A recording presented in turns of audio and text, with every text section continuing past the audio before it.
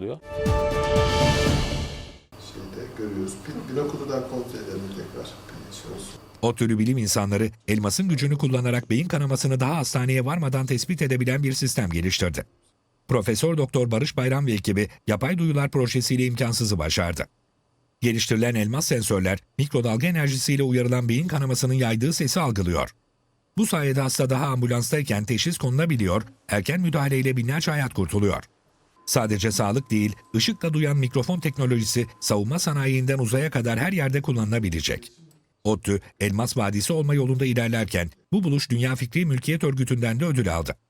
ODTÜ Elektrik ve Elektronik Mühendisliği Bölümü öğretim üyesi Profesör Doktor Barış Bayram, beyin kanaması teşhisinde altın standart olan cihazlar hastaneye kurulu ve sabittir. Bizim geliştirdiğimiz sistemse mikrodalga enerjisiyle kanamanın sesini duyan termoakustik taşınabilir bir çözümdür dedi.